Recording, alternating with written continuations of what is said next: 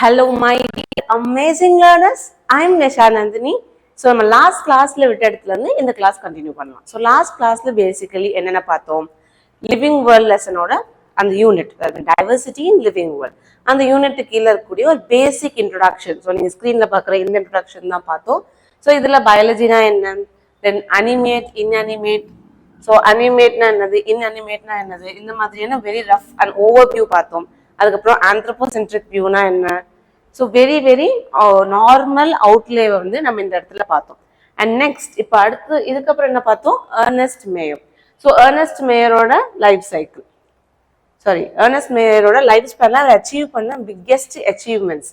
So அவர் எந்த இயர்ல பார்ன் ஆனாங்க, என்னென்ன ஒர்க் பண்ணாரு, இது எல்லாத்தையுமே நம்ம கவர் பண்ணி படித்தோம். Okay, so he was awarded triple crown of biology. இது வந்து ரொம்ப important. So triple crown of biology, Darwin of 20th century, Alexander Agassiz professor of zoology emeritus, அவர் கிடைச்ச ஸ்பெஷல் ரெகக்னிஷன், தென் அவர் ஒர்க் பண்ண ஏரியாஸ், இதெல்லாமே நம்ம நேற்று கவர் பண்ணோம். இதுவுமே ரொம்ப இம்பார்ட்டன்ட். ஓகே, நெக்ஸ்ட் என்ன பார்க்கலாம், லிவிங் வேர்ல்டோட பேசிக் இன்ட்ரோடக்ஷன் பார்த்தோம். கரெக்டா? ஸோ லிவிங் வேர்ல்ட் இந்த லெசனோட ஸ்டார்டிங் பாயிண்ட், ஒரு அன்பிலீவபிள் என்வாயன்மெண்ட். அன்பிலீவபிள் என்னது, பீட் deserts, mountains like cold mountain, ocean, deciduous forest, இந்த மாதிரி எக்ஸ்பெக்ட் பண்ணவே முடியாத என்வாயன்மெண்ட்லாம் நம்மளால யாரை பார்க்க முடியும், லிவிங் ஆர்கானிசமை பார்க்க முடியும், be it plants as well as animals. So இந்த migrating birds, value of flowers, இது எல்லாமே ரொம்ப அமேசிங்காக இருக்கு அப்படின்னு கொடுத்துருந்தோம். அதே மாதிரி பாப்புலேஷன்னா என்ன சொன்னேன், ஒரே ஸ்பீஷிஸ். ஓகே, ஹியூமன் பாப்புலேஷன் அப்படின்னா எல்லாருமே ஹியூமன்ஸ். ஸோ ஹியூமன் ஸ்பீஷிஸ் இன்னொரு அனிமலோட இன்ட்ராக்ட் பண்ணும்போது அதை நம்ம என்ன சொல்லலாம், community. Interaction between populations community அப்படின்னு சொல்லலாம். Even molecular traffic inside a cell, ஒரு செல்குள்ள கான்ஸ்டன்டா மாலிகுல்ஸ் உள்ள வந்துட்டே இருக்கும், கான்ஸ்டன்டா மாலிகுல்ஸ் வெளியே போயிட்டே இருக்கும். ஒரு மூவ்மெண்ட் வந்து அந்த செல்ல எப்பவுமே நடக்கும். அதை தான் மாலிகுலர் டிராஃபிக் அப்படின்னு சொல்றோம். ஸோ அடுத்து என்ன வந்த ஒரு ரெண்டு இம்ப்ளிசிட் கொஸ்டின், வாட் இஸ் லைஃப்னு கேட்கும்போது ஒன்று சயின்டிஃபிக் கொஸ்டின், அதாவது வாட் இஸ் லிவிங், நான் லிவிங், அதோட கேரக்டர்ஸ் என்ன, அதுதான் அந்த லெசன் மெயினாக ஃபோக்கஸ் பண்ணும். இன்னொன்று ஃபிலாசபிக்கல் கொஸ்டின். ஃபிலாசபிக்கல் கொஸ்டின் என்னது, what is the purpose of life, லைஃப்ங்கிறது ஏன் உருவாச்சு, லைஃபோட பர்பஸ் என்ன, லைஃப் வந்து அது என்னென்னலாம் இம்ப்ளிகேஷன்ஸ், என்னெல்லாம் அவுட்புட்ஸ் கொடுக்கலாம், என்ன மாடிஃபிகேஷன் பண்ணணும் உலகத்தில், இந்த மாதிரி ஃபிலாசபிக்கலாக படிக்கிறது. பட் நாம் என்ன சொன்னோம், ஃபிலாசபிக்கல் பெர்ஸ்பெக்டிவ் பார்க்க போகிறதுல ஒன்லி சயின்டிஃபிக் கான்செப்ட்ஸ் மட்டும்தான் கவர் பண்ண போகிறோம்.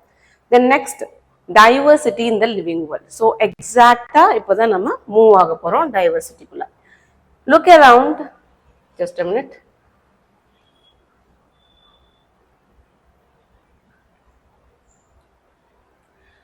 If you look around, you will see a large variety of living organisms. So முன்னாடியே பார்த்த மாதிரி தான், இப்போ நீங்கள் வீட்டுக்கு வெளியே ஸ்டெப் அவுட் பண்ணுறீங்கன்னா different kinds of birds, animals, பிளான்ட்ஸ்ன்னு நிறைய விஷயங்களா பார்க்கலாம். பி பாட்டட் பிளான்ஸ் நம்ம செடியில் வச்சு ஒரு சின்ன பாட்டில் போட்டு செடி வளர்க்குறோம் இல்லையா வீட்டிலலாம், அதுதான் பாட்டட் பிளான்ஸ் அப்படின்னு சொல்கிறாங்க. Then insects, birds, your pets, so cat, dog or even other animals and plants, இது எல்லாத்துலேயுமே அப்படி இருக்கும், ஒரு வெரைட்டி இருக்கும், ஒரு வேரியேஷன் இருக்கும், டிஃபரன்ஸ் இருக்கும். There are also several organisms that you cannot see with your naked eye. So what you mean by naked eye? இப்போ நம்ம நார்மல் கண்ணால் டைரக்டாக பார்க்க முடியாது. ஸோ அப்போ என்ன பண்ணலாம், வித் ஹெல்ப் ஆஃப் லென்ஸ், அதாவது மைக்ரோஸ்கோப் மாதிரியான இன்ஸ்ட்ருமெண்ட் மூலயமா பார்க்க முடியும். பட் நம்ம நார்மல் நேக்கட் ஐ மூலயமா சில ஆர்கானிசமாக பார்க்க முடியாது. But they are all around you. Even நம்ம டூத் பிரஷ் விளம்பரத்தில் இல்லைன்னா அந்த விம் ஜெல் பாத்திரம் கழுவுறதுக்கெல்லாம் போடுறோம் இல்லையா, அந்த மாதிரி விஷயங்கள் அந்த விளம்பரத்துலலாம் பார்க்கலாம். மைக்ரோப்ஸ்ன்னு சொல்லிட்டு ஜூம் பண்ணி காட்டுவாங்க. ஸோ அது மாதிரி நம்ம கண்ணுக்கு தெரிலனாலும் still they are present. They are present all around us. நம்ம சுற்றி எல்லா இடத்துலையுமே அந்த மாதிரி ஆர்கானிசம் இருக்கும். If you were to increase the area that you make observations in, the range and variety. So ரொம்ப இம்பார்ட்டன்ட். இது எப்படி அண்டர்ஸ்டாண்ட் பண்ணலாம், ஃபர்ஸ்ட் லெட் மீ சே ஏ, இது ஒரு சின்ன ஒரு ஃபாரஸ்ட்னு வச்சுக்கோங்க. இந்த ஃபாரஸ்ட்ல இருக்க ஆர்கானிசம்ஸை ஸ்டடி பண்ணும்போது சிம்பிளா நான் ஒரு சின்ன சர்வே மாதிரி வச்சுக்கிறேன். ட்ரீஸு, ஷ்ரப்பு, ஹர்ப். ஓகே, இந்த 3 டைப் ஆஃப் பிளான்ட்டை தான் நான் ஸ்டடி பண்ணுறேன். அப்போ இந்த இடத்துல ட்ரீஸ் ஒரு 5 இருக்கும், ஸ்hrubs ஒரு 10 இருக்கு, ஹர்ப்ஸ் ஒரு 20 இருக்குன்னு வச்சுக்கலாம். அதே இந்த ஏவோட பக்கத்தில் இருக்க பி பிளாட்டையும் சேர்த்து கால்குலேட் பண்ணுறேன். ஃபர்ஸ்ட் ஏ மட்டும் கால்குலேட் பண்ணப்ப இது வந்தது, அடுத்தது ஏ பிளஸ் பி. ஏல என்ன இருந்ததோ அதே வச்சுக்கணும், பியில் இருக்கிறதையும் வச்சுக்கணும். அப்போ பியில் இருக்கிறதையும் சேர்க்கும் போது எவ்வளோ வரும்? 5 + இதில் ஒரு 7, 10 + 8, 20 + 10. ஸோ ரஃபாக வச்சுக்கலாம். அப்போது நம்ம ஏரியாவை இன்க்ரீஸ் பண்ணும்போது ஏலேருந்து பிக்கு ஏரியாவை இன்க்ரீஸ் பண்ணும்போது ரேஞ்ச் மாறுது, அதாவது இந்த வேல்யூஸ் மாறுது. As well as variety. வெரைட்டினா என்ன மீன் பண்ணுறாங்க? இப்போ இந்த ட்ரீல சொல்லும் போது மேபி நீம் ட்ரீயாக இருக்கலாம், மேங்கோ ட்ரீயாக இருக்கலாம், ஆர் இன்னும் வேற என்ன ட்ரீயாக வேணா இருக்கலாம். பிக்கு போகும்போதும் அதே ட்ரீ தான் இருக்கணும்னு அவசியம் இல்லை, புதுவிதமான நிறைய ட்ரீஸ் இருக்கலாம். மேபி இங்கே இன்னொரு பேனியன் ட்ரீயை கண்டுபிடிக்கலாம். அப்போ பேசிக்கலி அவங்க என்ன சொல்ல வராங்க? when you increase area, okay, ஏரியாவை இன்க்ரீஸ் பண்ணும்போது என்ன ஆகுது? வெரைட்டி அண்ட் ரேஞ்ச் ரெண்டுமே இன்க்ரீஸ் ஆகுது அப்படிங்கிறது ரொம்ப ரொம்ப இம்பார்ட்டன்ட். ஓகே, ஸோ ஏரியாவை இன்க்ரீஸ் பண்ணால் என்ன ஆகும்? வெரைட்டி அண்ட் ரேஞ்ச் ஆஃப் ஆர்கானிசமும் இன்க்ரீஸ் ஆகும். Obviously if you were to visit dense forest, dense ஃபாரஸ்ட்னா என்னது? நிறைய பிளான்ஸ் பக்கத்தில் இருக்கிறதா டென்ஸ் ஃபாரஸ்ட்னு சொல்லுவோம். அந்த மாதிரி இடத்துக்கு போகும்போது you would probably see a much greater number and kinds of living organism in it. So obviously ரொம்ப நெருக்கமாக இருக்கக்கூடிய இடத்துக்கு போகும்போது நிறைய பிளான்ஸ், நிறைய நம்பர் ஆஃப் பிளான்ட்டும் பார்க்கலாம், அதே மாதிரி நிறைய கைண்ட்ஸ் ஆஃப் பிளான்ட்டும் பார்க்கலாம். அதே மாதிரி தான் அனிமலுக்கும் நிறைய அனிமல்ஸும் இருக்கும், அதோட டைப்ஸ்லையும் நிறைய டைப் வந்து ப்ரெசென்ட் ஆயிருக்கும். Each different kind of plant, animal or organism that you see represents a species. So இது ரொம்ப இம்பார்ட்டன்ட். ஸோ என்ன சொல்கிறாங்க? இப்போ நான் இங்கே எக்ஸாம்பிள் என்ன சொன்னேன்? நீம் ட்ரீ, மேங்கோ ட்ரீ, தென் பேனியன் ட்ரீ, இப்படி சொல்கிறோம் இல்லையா? இப்போ இந்த நீம் ட்ரீ அப்படிங்கிறது இது ஒரு ஸ்பீஷிஸ். ஓகே, அதே மாதிரி மேங்கோ ட்ரீங்கிற ஒரு ஸ்பீஷிஸ், பேனியன் ட்ரீங்கிறது ஒரு ஸ்பீஷிஸ். நம்ம வெளியே பார்க்கக்கூடிய ஒவ்வொரு பிளான்ட், அனிமல் எல்லாமே ஒரு ஸ்பீஷிஸை ரெப்ரசென்ட் பண்ணும் அப்படின்னு சொல்கிறாங்க. The number of species that are known and described range from 1.7 to 1.8 million. So இப்போ இந்த டேட்டாங்கிறது NCERT ஃபர்ஸ்ட் பப்ளிஷ் பண்ணப்போ கொடுத்த டேட்டா. ஸோ இப்போ கரண்ட் டேட்டா 2024 டேட்டா எடுத்து பார்த்தோம்னா இந்த கவுண்ட் இன்க்ரீஸ் ஆகிருக்கும் சான்ஸ் இருக்கு, இல்லை எக்ஸ்டெண்ட் ஆகி டிக்ரீஸ் ஆகிருக்கும் சான்ஸ் இருக்கு. பட் ஸ்டில் நீட் பெர்ஸ்பெக்டிவ்ல நமக்கு எவ்வளோ டைவர்சிட்டி இருக்கு, இல்லை எவ்வளோ different varieties of plants, animals, microbe இந்த வேர்ல்டில் இருக்கு அப்படின்னு கொஸ்டின் கேட்டால் நம்ம ஸ்ட்ரெயிட் அண்ட் ஆன்சர் எழுதலாம். 1.7 to 1.8 மில்லியன் அப்படின்னு ஆன்சர் எழுதலாம். இதுக்கு பேர் தான் என்னது? பயோடைவர்சிட்டி. அப்போ பயோடைவர்சிட்டியை நாம எப்படி சொல்லலாம்? The number of species that are known and described. Okay, so biodiversity basically life, diversity na variety. அது எப்படி போடலாம்? Variety in life. Simply எப்படி அண்டர்ஸ்டாண்ட் பண்றோம்? வெரைட்டி இன் லைஃப், அதுக்கு பேர் தான் பயோடைவர்சிட்டி. அந்த வெரைட்டி இன் லைஃப் எவ்வளோ இருக்காம்? 1.7 to 1.8 million. So this refers to biodiversity or the number and type of organism present on earth. So எவ்வளோ நம்பர் இருக்கு, என்ன டைப் இருக்கு, எல்லாமே சொல்லலாம். We should remember here that as we explore new areas and even old ones, new organisms are continuously being identified. So இப்போ நான் முன்னாடி சொன்னேன், ஏலேருந்து பி ஏரியா இன்க்ரீஸ் பண்ணும்போது என்ன ஆகும்? ரெண்டு விஷயம் நடக்கும். ஒன்று ரேஞ்ச் இன்க்ரீஸ் ஆகும், இன்னொன்று வெரைட்டி இன்க்ரீஸ் ஆகும். இது புது இடத்துக்கு போய்கிட்டே இருக்கும்போது இங்கே என்ன சொல்கிறாங்க? ஈவன் ஓல்டு ஒன்ஸை ஏ பி சேர்ந்து நம்ம டேட்டா எடுத்தாச்சு, ஒரு 20 இயர்ஸ்க்கு அப்புறம் திரும்ப நீங்கள் அந்த ஏக்கு வந்து அதே டேட்டா எடுக்கும் பொழுது மேபி ட்ரீ ஸ்பீஷிஸ் இன்க்ரீஸ் ஆகிருக்கலாம், இல்லை டிக்ரீஸ் ஆகிருக்கலாம், both in range as well as number. அதை தான் இங்கே கொடுத்துருக்காங்க. So new organism are continuously being identified.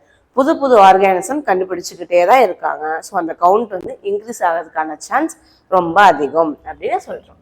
As stated earlier, there are millions of plants and animals in the world. We know the plants and animals in our own area by their local names. So local nameங்கிறது எப்படி சொல்லலாம்? நம்ம வீட்டில் நமக்கு pet name வச்சு கூப்பிடுவாங்க இல்லையா? So செல்ல பேர் வச்சு கூப்பிடுறாங்கல்ல, அந்த மாதிரி தான் நம்ம அனிமல்ஸ்க்கு வைக்கக்கூடிய இல்லை பிளான்ட்டுக்கு வைக்கக்கூடிய நேம்ஸ் எல்லாம். அதை லோக்கல் நேம் அப்படின்னு சொல்லுவோம். அப்படி இல்லைன்னா வெர்னாக்குலர் நேம் அப்படின்னு சொல்லலாம். Okay, so local name or vernacular name. So நம்ம காமனாக யூஸ் பண்ணக்கூடியது. These local names would vary from place to place, even within a country. So, இப்போ உங்க ஃப்ரெண்ட்ஸ் உங்களுக்கு ஒரு பெட் நேம் வச்சிருக்கலாம், உங்க ஃபேமிலியில வேற ஒரு பெட் நேம் வச்சிருக்கலாம். ஸோ ஒவ்வொரு இடத்துலையுமே நமக்கு என்ன ஆகும், இந்த பெட் நேம் வந்து மாடிஃபை ஆகும். அது மாதிரி தான் பிளான்ட்டுக்கும். என்னதான் ஒரே கண்ட்ரியா இருந்தாலும் ஒவ்வொரு இடத்துல நம்மளுடைய நேம்ஸ் சேஞ்ச் ஆகிறதுக்கான, ஐ மீன் பிளான்ட் அனிமலுக்கு வச்ச பேர் சேஞ்ச் ஆகும். ஏன் சேஞ்ச் ஆகணும்? Because of language difference. ஒவ்வொருத்தவங்க ஒவ்வொரு லாங்குவேஜ் பேசும்போது அவங்கவுங்க லாங்குவேஜில் ஒரு நேம் கிரியேட் பண்ணி வச்சுருப்பாங்க. அப்போ வெர்னாகுலர் நேமுங்கிறது ஒவ்வொரு ஊருக்கும் மாறலாம், இல்லை ஒரு ஸ்டேட்டுக்கும் மாறலாம். Okay, even within a country அது மாற முடியும். Probably you would recognise the confusion that would be created if you did not find ways and means to talk to each other. For example, ஒரு எக்ஸாம்பிள் வச்சுக்கலாம். ஒரு ஹிந்தி தெரிஞ்ச ஒரு person, ஒரு மலையாளம் தெரிஞ்ச ஒரு பர்சன், ஒரு தமிழ் தெரிஞ்ச பர்சன், 3 பேரும் ஒரு பிளான்ட்டை பற்றி பேசணும்னு நினைக்கிறாங்கன்னா தமிழில் தெரிஞ்சவங்க அவங்களோட நேம்ல சொல்லி இந்த பிளான்ட்டுக்கு இந்த மெடிசினல் யூஸ் இருக்கு அப்படின்னு சொல்லுவாங்க. அதே மாதிரி மலையாளம் தெரிஞ்சவங்க அவங்க லாங்குவேஜில் சொல்லுவாங்க, ஹிந்தி தெரிஞ்சவங்க அவங்க லாங்குவேஜில் சொல்லுவாங்க. பட் அவங்க சொல்றது மற்ற 2 பேத்துக்கும் புரியுமான்னு கேட்டால் பெரிய கன்ஃபியூஷன். இது எப்போ பெரிய கன்ஃபியூஷன் ஆச்சுன்னா, உலகத்தில் இருக்க எல்லா சயின்டிஸ்டும் சேர்ந்து மீட் பண்ணி இந்த பிளான்ட்டுக்கு ஒரு ரூல்ஸ், அனிமலுக்கு ஒரு ரூல்ஸ், அதை பற்றி அண்டர்ஸ்டாண்ட் பண்ணிக்கணும்னு நினைக்க ஆரம்பிச்சப்போ ஒருத்தர் சொல்றது இன்னொருத்தரால இந்த பிளான்ட் தான் அப்படின்னு டைரக்டா ஐடென்டிஃபை பண்ண முடியல, because of the different vernacular name or local name. Okay, so அந்த ப்ராப்ளமை அவாய்ட் பண்ணுன்றதுக்காக தான் நெக்ஸ்ட் ஒரு ப்ராப்பரான ஒரு சேனல் மூலமா நேம் பண்ணணும், ஒரு ப்ராப்பர் ரூல்ஸ் அண்ட் ரெகுலேஷன்ஸை ஃபாலோ பண்ணணும் அப்படின்னு சொல்றாங்க. Okay, so hence there is a need to standardize.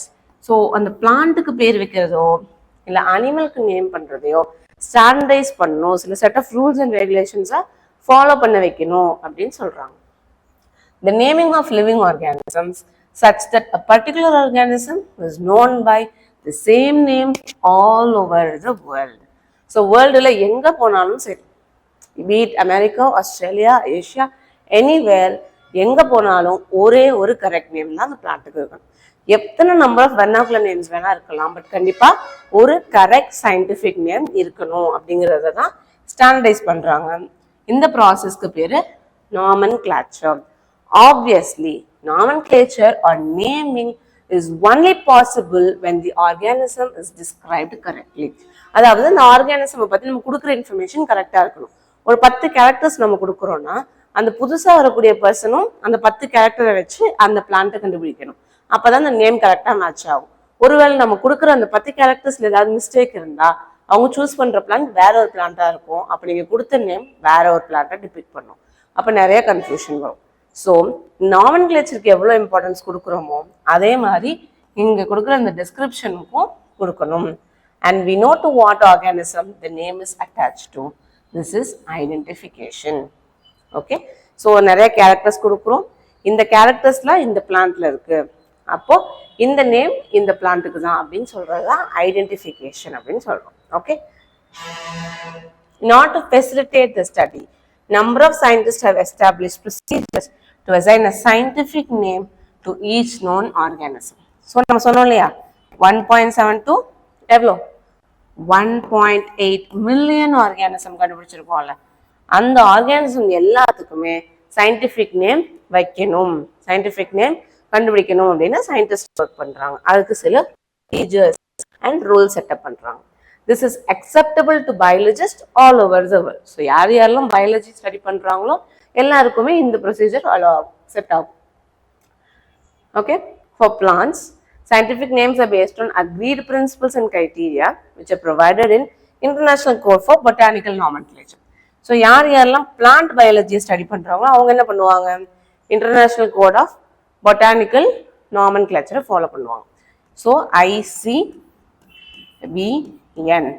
அடுத்தது, you may ask how are animals name. அப்போ அனிமலுக்கு எப்படி நேம் கொடுக்குறாங்க? Next interesting concept, international code of zoological nomenclature. Okay, so international code of zoological நாமன்கிளேச்சர்ல என்ன செய்யலாம், அனிமல்ஸை name பண்ணலாம் அப்படின்னு கண்டுபிடிக்கிறாங்க.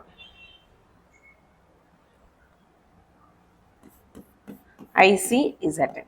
ஸோ ICBN வச்சு என்ன பண்றாங்க, பிளான்ட்டுக்கு நேம் கொடுக்கறதுக்கு ரூல் செட் பண்றாங்க. ICZN வச்சு அனிமலுக்கு நேம் கொடுக்கறதுல செட் பண்றாங்க. பட் இதுல ஒரு சின்ன கன்ஃபியூஷன் வரதுக்கான சான்ஸ் இருக்கு. International code for botanical nomenclature FB. ஓகே, FB. Facebook FB வரும்னா international code for botanical nomenclature. So where this. அடுத்தது ICZN வந்து international code of zoological nomenclature ICOZN. இதை ஞாபகம் வச்சுக்கோங்க. ஸோ சில நேரம் ஆப்ஷன்ஸ்ல இருக்கும்போது நம்ம ரொம்ப பதட்டமா வேகமா பார்க்கும்போது இந்த ஈஸி கொஸ்டின்ஸ்ல மிஸ்டேக் பண்ண சான்ஸ் இருக்கு. ஸோ மைன்யூட் டீடைல்ஸை ஏதாவது ஒரு கான்செப்ட் லிங்க் பண்ணி ஞாபகம் வச்சுட்டீங்கன்னா மறக்கவே மறக்காது. ஸோ அதோட கான்செப்ட் என்ன? ICBN, IC international code for botanical nomenclature, அனிமலுக்கு international code of zoological nomenclature. The scientific name ensures that each organism has only one name. அப்போ ஈச் ஆர்கானிசம் ஒன்லி ஒன் நேம்னா இப்போ vernacular நேம்ல வைக்கக்கூடாதுன்னா அப்படி கிடையாது. சயின்டிஃபிக் கம்யூனிட்டியில கம்யூனிகேட் பண்ணும்போது ஒரு correct name வச்சு அதை தான் கம்யூனிகேட் பண்ணணும். எல்லா வெர்னாக்குலர் நேமே வச்சு கம்யூனிகேட் பண்ணா கன்ஃபியூஷன் கிரியேட் ஆகும்னு சொல்றாங்க.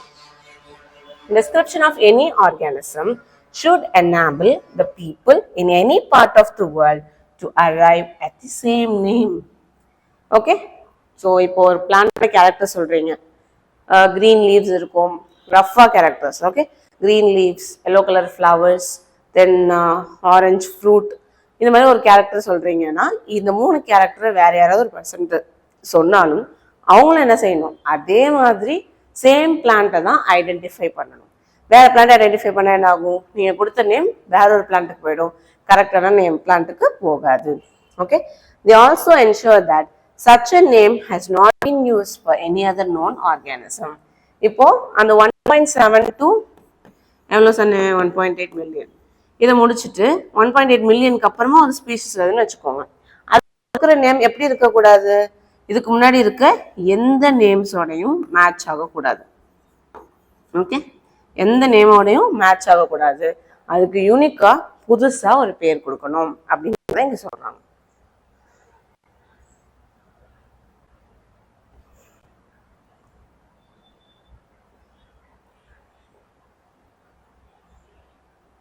ஓகே, இப்போ நம்ம அந்த பேசிக் ரூல்ஸை பத்தி படிச்சிடலாம்.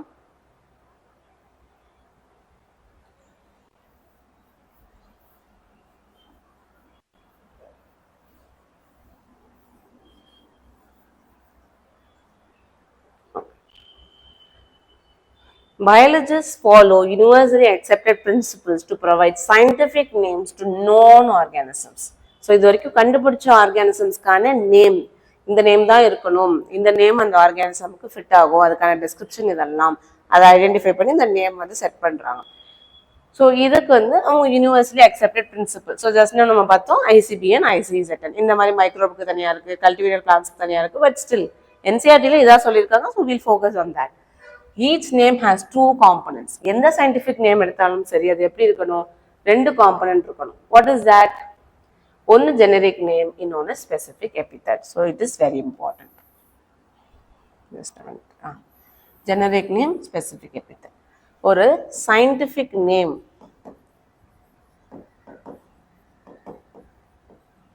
சயின்டிஃபிக் நேம்னு சொல்லும்போது அதுல என்ன இருக்கலாம்?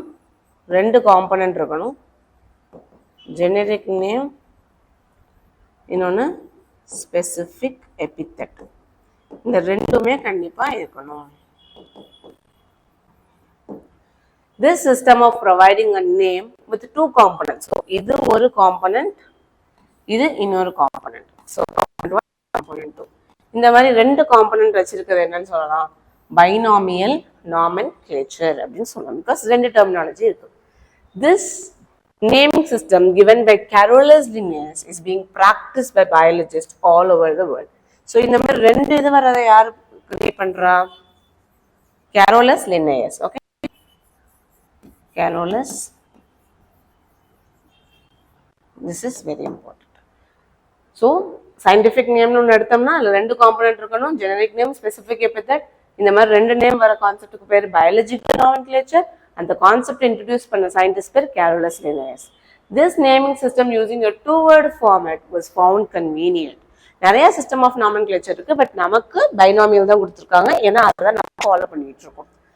This naming system using a 2-word format was found convenient. Let us take the example of mango to understand the way of providing scientific names better. The scientific name of mango என்ன சொல்றாங்க? Mangifera indica. இந்த ஒரு எக்ஸாம்பிளை நல்லா புரிஞ்சுக்கிட்டீங்கனாலே அதுக்கப்புறம் வர எல்லா ரூல்ஸையும் படிச்சிடலாம். Okay, Mangifera indica. So first என்ன சொன்னோம்? ஒரு சயின்டிஃபிக் நேம் ரெப்படிஷன் இருக்காது. Mangifera indicaன்னு பேர் வைக்கிறதுக்கு முன்னாடி எந்த பிளான்ட்டுக்கும் Mangifera indicaன்னு பேர் இருந்திருக்காது. செகண்ட் என்ன சொல்றோம்? ரெண்டு component, generic name, specific எபிதெட். So first சொன்ன இதுக்கு பேரு ஜெனரிக் நேம், செகண்ட் இருக்கிறதுக்கு பேரு specific எபிதெட். Okay, so second rule follow பண்ணுறது. Let us see how it is a binomial name. In this name, Mangifera represents genus. Why? Because it is the first word. Indica is a particular species. எப்பவுமே முதல்ல கொடுக்கக்கூடிய வார்த்தையை ஜெயினஸ்னும் second இருக்க வார்த்தையை specific எபிதெட்னும் சொல்லணும். அது universal rules of nomenclature as follows. So இது வரைக்கும் ரெண்டு பார்த்தோம். ஒன்று என்னது? ஒரு நேம் வைக்கிறோம்னா அதுக்கு முன்னாடி அந்த நேம் என்ன பண்ணக்கூடாது? கண்டிப்பா இருக்கவே கூடாது. செகண்ட், ஒரு சயின்டிபிக் நேம்னா ரெண்டு டெர்மினாலஜி இருக்கணும். ஒன்று ஜெனரிக் நேம், இன்னொன்று ஸ்பெசிபிக் எபிதெட். அடுத்தது, biological names are generally in Latin. Why Latin? Why? Latin என்னன்னு சொல்லுவோம்? டெட் லாங்குவேஜ் அப்படின்னு சொல்லுவோம். ஸோ நிறைய சயின்டிஃபிக் ஸ்கிரிப்ட்ஸ் இருந்தாலும் கூட அது இப்போ யாரும் பேசுறது கிடையாது. லைக் இங்கிலீஷ், தமிழ், ஹிந்திலாம் இப்படி ரெகுலராக பேசுகிறோம். அந்த மாதிரி லாட்டினை யாரும் பேசுறது இல்லை.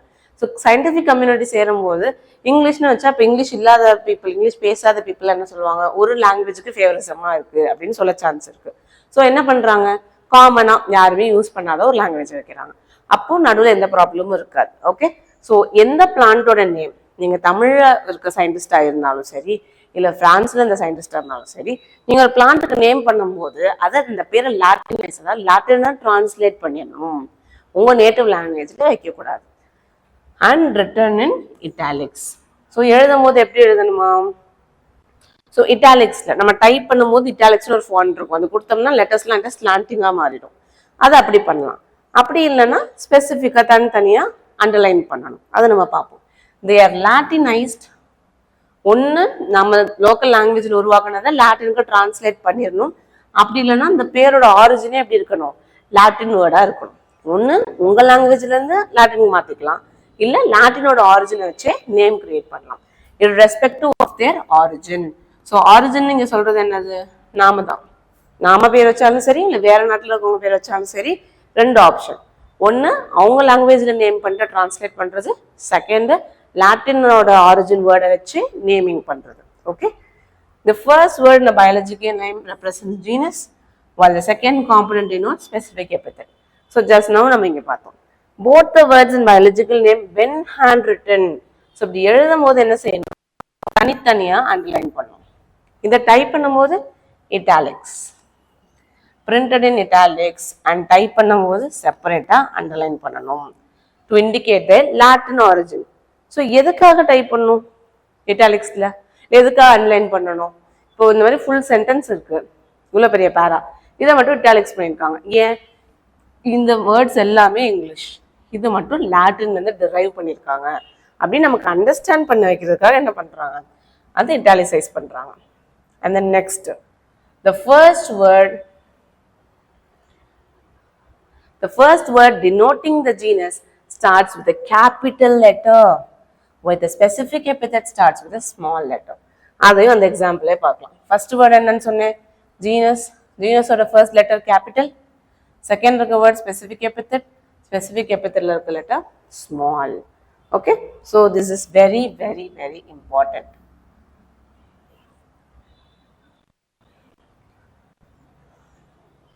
ஓகே, ஸோ இப்போ நம்ம பயாலஜிக்கல் நாமென்கிளேச்சரை சம்மரைஸ் பண்ணிடலாமா? குவிக் சம்மரி, குவிக்காக சம்மரைஸ் பண்ணிட்டு,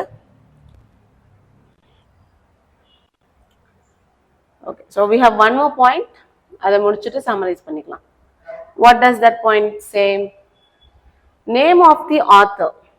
okay, name of the author appears after the specific epithet. So அந்த பேர், இப்போ நம்ம ஃபாதர் நேம் இல்லை மதர் நேமை நம்ம நேமுக்கு பின்னாடி அட்டாச் பண்ணுறோம்ல, அது மாதிரி அந்த பிளான்ட்டை யார் டிஸ்கிரைப் பண்ணாங்க, யார் கண்டுபிடிச்சாங்க அப்படிங்கிறவங்க நேமுக்கு பின்னாடி கொடுப்பாங்க. But as an updated name, அதாவது அதை ஷார்ட்டாக மாற்றி கொடுப்பாங்க. இந்த biology name is written in an abbreviated form. Example, Mangifera indica Linn. Okay, so Linnaeus அப்படிங்கிறது எப்படி சுருக்கியிருக்காங்க, LINN dot. ஓகே, அப்போ Mangifera indicaங்கிற வேர்டை நம்ம இட்டாலிசைஸ் பண்ணுவோம். பட் Linnaeus இட்டாலிசைஸ் பண்ணுமா அப்படின்னு கேட்டால் the answer is no. Why? ஏன்னா Linnaeus வந்து அந்த வேர்டு லாட்டின் ஆரிஜின்லேருந்து வந்ததும் கிடையாது, லாட்டினைஸ்டும் கிடையாது. Mangifera indicaங்கிறது தான் லாட்டினைஸ்ட் ஆர் லாட்டின் ஆரிஜின்ல இருந்தது. ஸோ அதை மட்டும் அண்டர்லைன் பண்ணியோ இல்லை டெலிக்ஸில் டைப் பண்ணி காமிச்சா போதுமே தவிர லின்னேயஸுங்கிற இவங்க சயின்டிஃபிக் நேமை நாம லாட்டினைஸ் பண்ண தேவை கிடையாது. ஸோ அதை எப்படி கொடுக்கணும், நார்மலாக இந்த டெக்ஸ்ட்லாம் எப்படி இருக்கா அப்படி தான் கொடுக்கணும். ஸோ அதையுமே நம்ம இந்த எக்ஸாம்பிளில் பார்க்கலாம். இது வரைக்கும் இட்டாலிக்ஸ் பண்ணியிருக்காங்க, இதை என்ன பண்ணல, இட்டாலிசைஸ் பண்ணலை. Okay, that's very good, you should understand. Now இதை நம்ம ரிவைஸ் பண்ணிட்டு இந்த பயாலஜிக்கல் நாமென்க்ளேச்சர் கான்செப்டை க்ளோஸ் பண்ணலாம். Okay, so let me come up here. Biological nomenclature. Biological nomenclature என்னது, scientific name நம்ம வைக்கும் பொழுது ரெண்டு காம்பனன்ட் இருக்கணும், ஜெனரிக் நேம், ஸ்பெசிஃபிக் எபித்தட். இதை யாரு டிஸ்கவர் பண்ணா, கேரோலஸ் லின்னேயஸ். ஓகே, ஸோ ஃபஸ்ட்டு நம்ம என்ன ரூல் சொல்கிறோம், ஒரு நேம் நம்ம வைக்கிறோம்னா அது ஆல்ரெடி இருந்திருக்க கூடாது. செகண்ட், சயின்டிஃபிக் நேமில் ரெண்டு காம்பனன்ட் இருக்கணும், ஜெனரிக் நேம், ஸ்பெசிஃபிக் எபித்தட். அதுக்கப்புறமா லாட்டின். ஸோ இந்த நேம் எப்படி இருக்கணும், ஒன்று லாட்டினைஸ்டாக இருக்கணும், நம்ம மொழியில் உருவாக்கி டிரான்ஸ்லேட் பண்ணியிருக்கணும், அப்படி இல்லைன்னா லாட்டின் ஆரிஜின்லேருந்தே யூஸ் பண்ணியிருக்கலாம். Second, italics or underline. So type பண்ணும்போது என்ன பண்ணணும், இட்டாலிசைஸ் பண்ணணும், எழுதும் போது அண்டர்லைன் பண்ணணும். ஏன் அண்டர்லைன் பண்ணணும், அதோட லாட்டின் ஆரிஜின், ஸோ இந்த வேர்ட் லாட்டின்லேருந்து வந்ததுங்கிறத இண்டிகேட் பண்ண. தென் என்ன செய்கிறோம், ஜெனரிக் நேம்,